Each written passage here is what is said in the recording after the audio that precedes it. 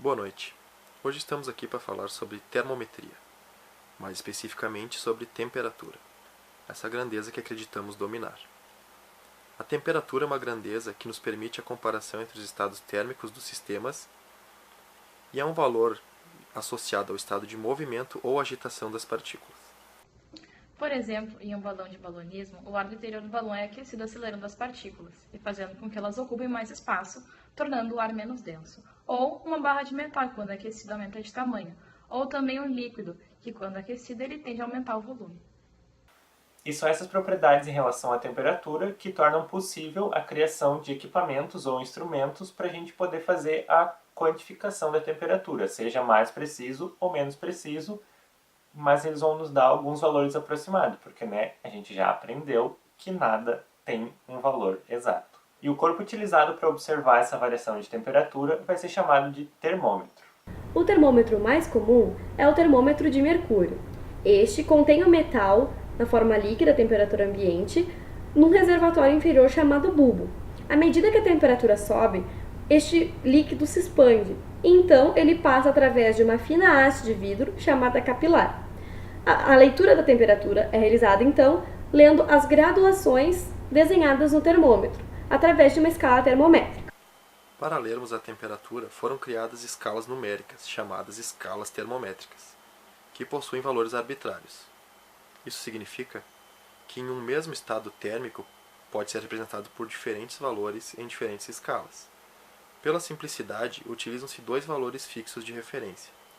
E os dois valores fixos mais conhecidos são o ponto de gelo fundente, ou PG, que é a temperatura onde o gelo e a água coexistem em pressão de 1 atm, e o ponto de vapor, ou PV, que é a temperatura onde a água no estado líquido e no estado gasoso coexistem em pressão de 1 atm. A escala Celsius, criada pelo sueco Anders Celsius, ela utiliza como ponto fixos os valores de 0 graus para o ponto de gelo e 100 graus para o ponto de vapor. Mais tarde, o biólogo sueco Carl von Linné inverte esses valores, dando a característica à escala que conhecemos hoje. Essa escala ela é chamada de escala centígrada, pois possui 100 unidades entre os pontos de vapor e os pontos de gelo. Bom, agora um pouquinho sobre a escala Fahrenheit. Ela foi criada pelo alemão Daniel Fahrenheit e ele utiliza alguns pontos fixos, como 32 Fahrenheit para o ponto de gelo e 212 Fahrenheit para o ponto de vapor. Na verdade, ele cria alguns pontos fixos, como o de 0 Fahrenheit, onde ele faz uma mistura de gelo, sal e água, e da temperatura do corpo humano, que é de 100 Fahrenheit. Um termômetro sempre deve ser calibrado antes de seu primeiro uso, independente do seu tipo ou de sua função.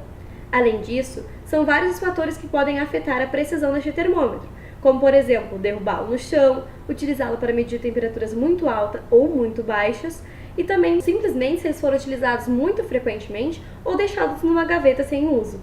Os termômetros devem ser sempre recalibrados para garantir a precisão e exatidão na medição das temperaturas.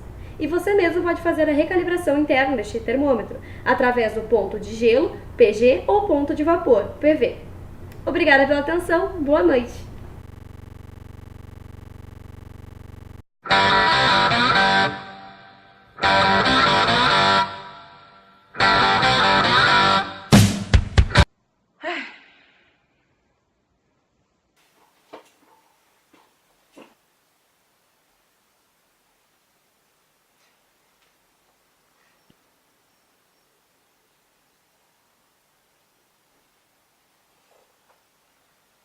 Que tornam... E aí? E o nome dado para esses instrumentos e equipamentos. Olha que linda galinha pintadinha. Uma barra de metal ou um líquido. Opa, essa. Bom, Mais especificamente, sobre temperatura. A temperatura é uma grandeza... Droga.